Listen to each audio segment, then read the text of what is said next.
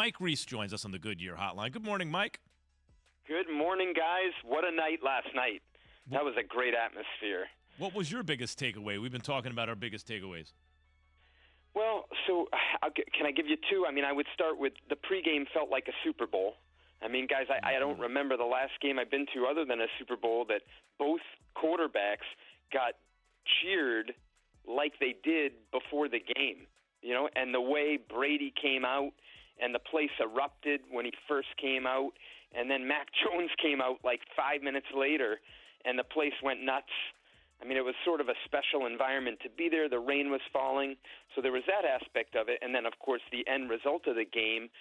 I think my biggest takeaway is that really sort of to amplify what you just said, the Patriots probably did everything they could in that game, and they still came up short. So I think there's some encouraging things for them.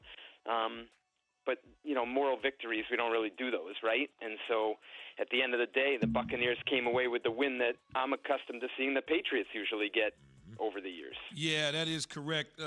Mike, when you're sitting there in that stadium and there's the whole, 3 hours before the game starts, and I'm sure you're there, and here comes the bus and the motorcade and the fans are outside and just a whole thing going on.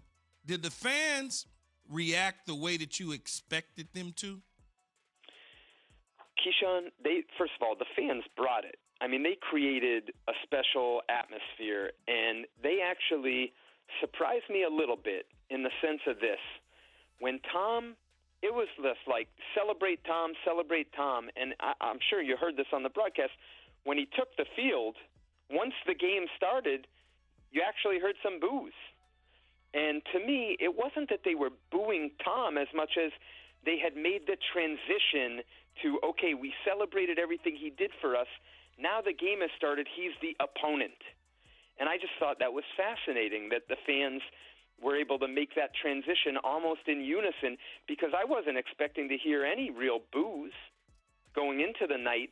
But I think the way the night played out, where Tom was so celebrated, they were chanting Brady, Brady, Brady when he took the field, and then once the game started, it was almost like, okay, we've done what we came to do to celebrate him. Now he's the enemy, like they said. And I thought I give the fans a lot of credit for that. How do you think the fans, better yet, how did Mac Jones, how impressive was he to the fans and yourself? He won him over, Key. If there was any doubt, and people have been encouraged with him, even though, he's been a little bit up and down through his first 3 games leading into this one. The way he played last night, 31 of 40 for 275, the 2 touchdowns, the 1 interception, at one point completing 19 straight passes, the longest streak for a rookie in over 40 years, taking over the marks that Russell Wilson had it with 16. I think everyone came out of this game up here, fans, media covering the team, thinking that was a big step forward for Mac Jones in that environment. The moment wasn't too big for him. Yeah, Mike, seeing a rookie quarterback carve up that secondary, I know that's an issue for Tampa Bay, but it was definitely impressive. But what did you make of the quick exchange hug of Tom Brady and Bill Belichick? I know they met for 20 minutes in the back, but the public quick exchange, what did you make of that? Well, Jay, I think I buried the lead, actually. I'm glad you asked the question, because when Max asked at the start, what's your biggest takeaway, I probably should have started there.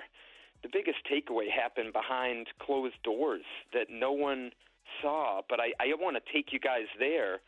I mean, it's probably midnight last night. All the reporters are coming down to the locker room area to go through the interviews, and people are waiting outside the Buccaneers visitors' locker room.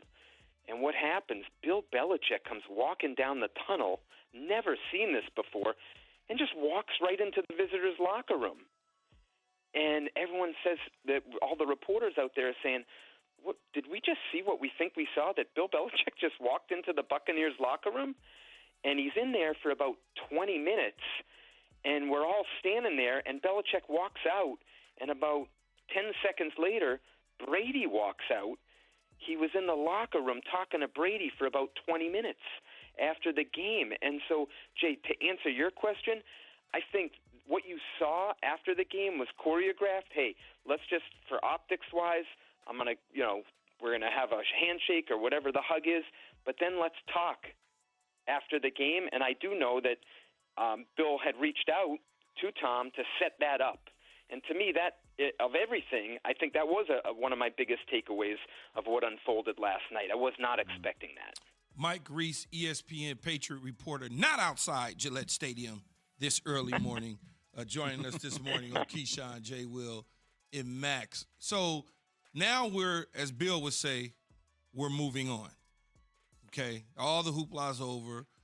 We're concentrating on the next game.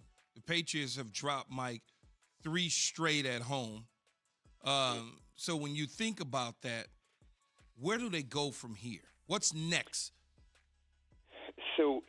They're going to Houston, which is probably a good thing for them given the way the Texans have played, right? So if you're looking for a win, that's probably the next opponent you want to see.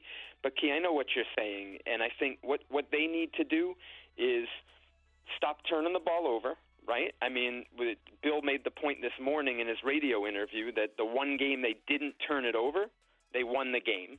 So, and really just make that one play that puts you over the hump, right? If Nick Folk hits that 56-yard field goal, who knows? Maybe they kick off to Brady and Brady drives down and they get a field goal. But you could look, Key, at their 3 losses, season opener to Miami, week 3 to the Saints.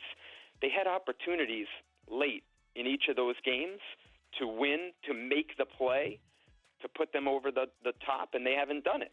And so I think that's where they are right now, which is in these games when that critical situation arises, can you rise up and make the play to turn those L's into W's? Thank you for watching ESPN on YouTube. For live streaming sports and premium content, subscribe to ESPN+.